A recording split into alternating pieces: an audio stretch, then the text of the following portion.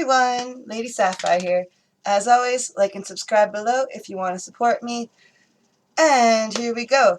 So, if you were around earlier, you might have seen the first video released. If you're just new to the show, welcome to Lady Sapphire. No, I'm just kidding. But seriously, today I'm going to be discussing BDSM, but the BD of the SM. Yes, I had to do them in reverse orders just to be confusing. But that's okay. So, when we're talking about the BD, we're talking about bondage and the dominance aspects. So, if you weren't around for the last video, quick recap. Talked about S&Ms, sadomasochists and masochists. But at this point, we are removing that from the playlist and discussing the bondage and dominance, which, if you know, which you may not until the end of this video, has necessarily nothing to do with sadomasochism and masochism. So, without further ado, here we go.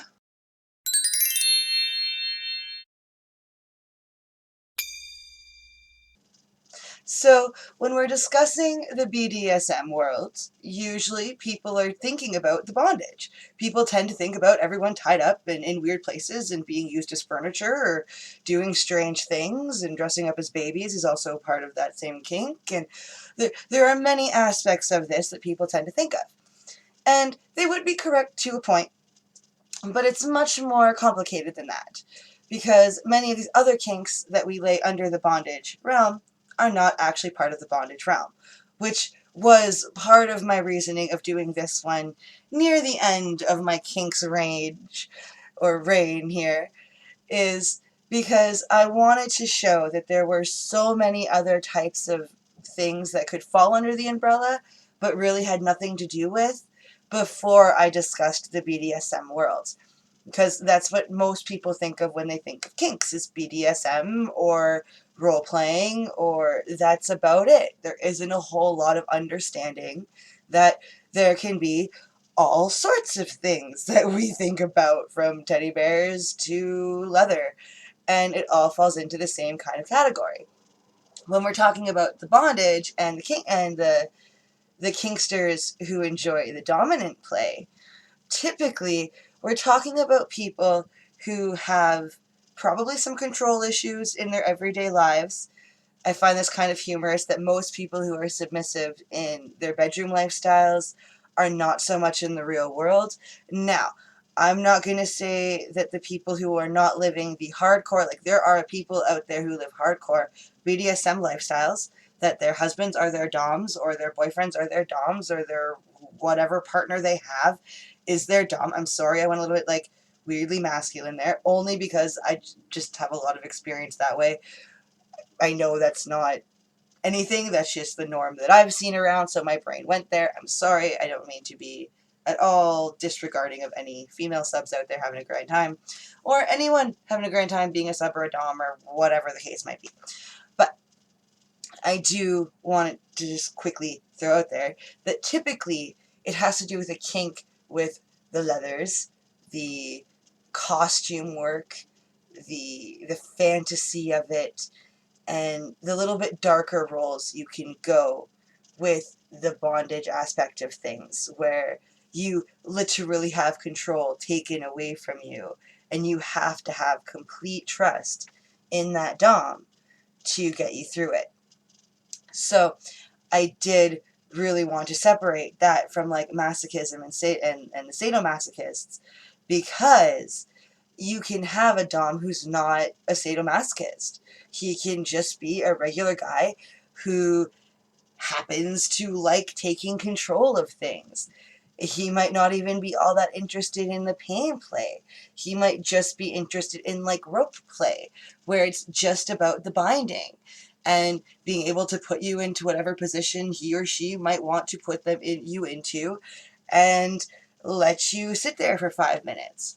And that could be a thrill for them. And as a sub for a dom, you might enjoy that. You might think that it's awesome to just be left there for a few minutes having a grand time. I'm sorry if you hear squealing in the background. I have a kitten in here right now that's home, is literally right beside me, and it's in a big kennel. I don't really want to show it because it's kind of full of stuff because I've had to move all my blankets and stuff on top of the kennel. But anyway, it's just a little cat house over here, and she's in there where the kitten's a he, is in there with both Mommy and Auntie. He's very contented, don't worry. He's just crying because Mommy likes to walk away once in a while, you know, crazy. But anyway, sorry, way off topic there. But yeah, when we're talking about the bondage, it can have nothing to do with pain. It can have nothing to do with anything but control or dominating.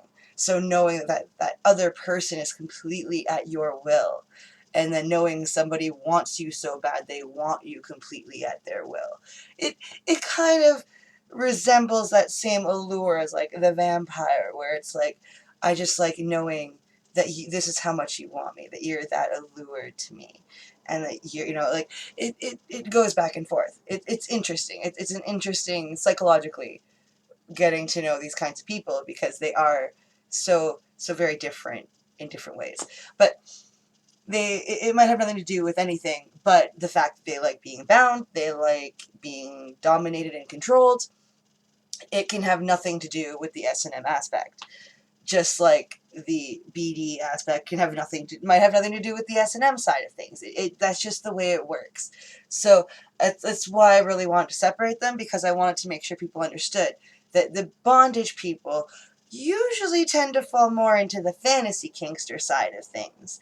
They like being enticed intellectually more than physically. There is a huge physical side to it, but it's when you deal with the being bound, being tied up in any way, it definitely gets the brain revving, because the brain's sitting there wondering, do we find an escape route? Do we try to flee? Do we stay and take it? Or are we going to be hurt? There's a whole thrill to it. And when you trust your partner and everything's within the consent box, that you know what you're in for the most part, there's still, you want some type of spontaneity, but on a whole you should still know, like, your dom knows you like this, your sub likes this, and you make it work however you make it work, but as long as everything is within the consent. Which brings me to, you might know, like, I don't even like to mention it, but 50 Shades of Grey. The only thing I liked about that book, because it was abuse, and down below in this video, as well as my previous video from tonight, we'll have a quick help guide, because if you are in these situations, which we'll get into my warnings and tips later, but it will be there. But if you are dealing with a situation that's outside of that consent box, then you need to get out of there. Which also brings me to safe terms. And again, I'm just going to go straight to warnings and tips. So when we're talking about warnings for this particular play, there's a few. The first is, always have a safe word. Always know those safe words. Always be prepared to use it if necessary. Secondly is, know that you are in a comfortable, safe environment. Play safe. Always play safe. I'm just going to throw that out there because I throw it out all the time. Play safe. Condoms are free at a health unit, and if you live in the States, sorry, you got to buy them or sneak away to a Planned Parenthood or something. I know they have them in the States too. In Canada, we don't have to go to Planned Parenthood for it. We can just go to the health unit where they are free. Get lots of condoms. They are free. But on a whole, play safe. Know the partner. If you need to write out a contract or something, like if you need that security, you do what you got to do. Most people don't do that. Most people will have verbal contracts and discuss things, and then if those boundaries are crossed, then the relationship ends. Moving on. My other quick warning is, if you know someone's an abuser and you are part of a community, I bring up communities in a few of my videos. This one specifically, there are lots of BDSM communities. It is one of the most prevalent fetishes.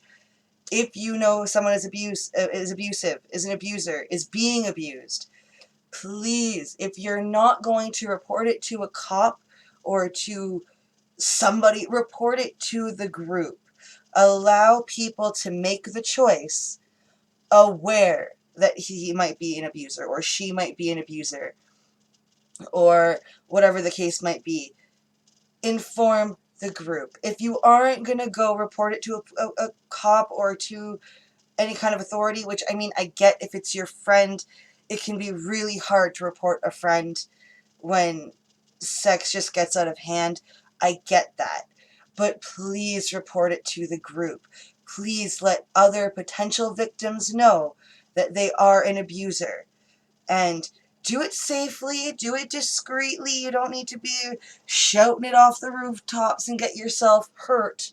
Because if you're dealing with an abuser, you might get hurt. But please let people know so that they can make at least a somewhat educated decision about the people they choose to have fun with. If you're in that group, you are obligated and responsible for those people. You have to protect them as much as you protect yourself. So please, please do so. Now, quick tips, because these relationships can be great fun. I do have 2 more warnings before we go to the tips. Sorry. One more warning, number 1 of my 2 more, is please be aware of timings. When you do any kind of bondage play, you should never be in any one position longer than 15 minutes. That should be the tops, is 15 minutes. So be aware.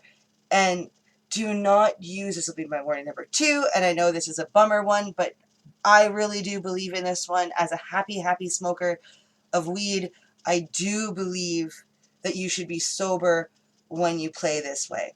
The only reason I really push that is because when you are inebriated, you may not feel that you're going numb as quickly as you should. You may not feel you're losing circulation as quickly as you should, which puts you in danger. So, especially if you're new to the game and it's not something you're really accustomed to, be sober the first few times you try, especially with a new partner. I don't care if you know that you are safe with another person and then you're moving on to a new partner. Reinstill that you should be sober the first 2 to 4 times you play that way, to be safe, that you know how tight they tie their knots, you know how long you can handle those positions that your new dom might like, that you are prepared for whatever might come your way. Excuse me. So please, please, especially if you're new and you don't know your limitations, play sober and know your safe words. Those are like the 2 big things. Play sober, know your safe words, especially when you're experimenting with a new partner. Now I'm going to move on to happy tips, because it's not all bad. Bondage can be wonderful fun. It can be a great time, and it can be a great way to relieve stress. So, if you are someone who is into these kind of kinks, that you just need to be tied up, or you just need to be handcuffed, or you need to be spanked, or you need to be any of these number of things, tied up and left in the corner, dangling in a pretty way like a beautiful piece of furniture, whatever your thing might be, then please, please be aware of your partner's needs and remember that it is supposed to be all fun. It is supposed to be all wonderful and for everybody's enjoyment, and the consent box is so important with this kind of play because you really can't mess around with safety. You have to know everyone's comfort zones because people can have anxiety or panic attacks during a play session if you're not careful. So remember, it's all for fun. It's supposed to be relaxing in the long run for the sub and dom. There is a rule that people forget about when it comes to this, and that is that the sub is always in control. I know that sounds funny. You'd think, well, the dom is the dominant one. They're in control. But the dominant's job is to make sure the submissive is having a good time too. So the dominant, yes, can have a great time doing what he's doing or what she's doing, but the sub below must also be having a great time too. And they have to be aware and ever consistently aware of their partner's needs and where they are in their own fantasy or where they are in their own heads, because this turns into a lot of head play. And I don't even mean that in fantasy. I mean that in some people like fear tactics, some people like humiliation. So when you're dealing with such extreme emotions, people can get lost in their heads. So you got to know how to rehumanize. And rehumanizing is the biggest tip I'm going to give for any of this, is rehumanize, which literally means to allow that person to come back down to earth in a comfortable way. So every person might have a different way. So some people might want to have their hair rubbed for a few minutes at the end of the session. Some people might want to have their bellies rubbed for a few minutes, their arms rubbed. Everyone has their own thing, but they need to be rehumanized. And you need to have a conversation with your subs, especially you doms out there. Have a conversation with your subs about what the most comfortable way is for them to be rehumanized, because they need that reassurance, because you don't want to leave someone lost in humiliation avenue or down fear avenue, because they might have a hard time coming out of it on their own. You need to be there helping them out. So make sure you're aware of that. And for the subs, I have a tip for you guys too. You also have to be consistently aware of your dom. People can get out of control. People can lose sight of what they're doing. So you need to remember how to rehumanize your doms as well. They are still your partner. Unless you're in a situation where it's strictly dom, you are a sub that goes and visits your dom once a week for a session, and everything's been pre-discussed and you don't really need to worry about it. It's dealt with. But this is more for the long-termers, the ones in relationships with their doms. You need to know how to get them out of that state too, because they can get out of control. So you need to know how to calm them down, bring down the situation through your safe words, through how you coax after you say the safe word. Know how to do that too. And I know it's really vague just to say talk to them and know how to do it, but you'll know, like if you have a conversation with them, it is really simple to learn your partner in a way that is comfortable for both, where it's, this is how to bring me down, this is how to bring you down, and we're good to go. We can get each other out of those situations together, because you don't want to be stuck in a situation where your dom's out of control and you don't know how to coax them back down. So make sure you've had those conversations on both ends on rehumanizing. So on that, I'm going to leave it tonight. This was a little bit shorter than my last one, but this one was just kind of summarizing, because I did put a lot of information into the S&M one. If you want to check that one out, check it out. It was released just before this one. It'll still be on my recent uploads if you want to check it out. And for the algorithm, if you want to see my stuff, ring the bell if you want to be notified, because just subscribing, you might not get the notification. So if you want to get those for sure, ring the little bell and maybe you'll get it a little more accurately. Secondly, I will be releasing more videos this weekend that will have nothing to do with the Tuesday to Thursday stuff. They'll just be re-releasings of previous videos. So if you're new to my shows and you don't know what it's about, then go back, check them out over the weekend. They will be re-released all pretty, and everything will look a little nicer than they did previously. So that's my goal. And otherwise, I hope you guys had a great night. Thanks for watching my videos, and bye guys.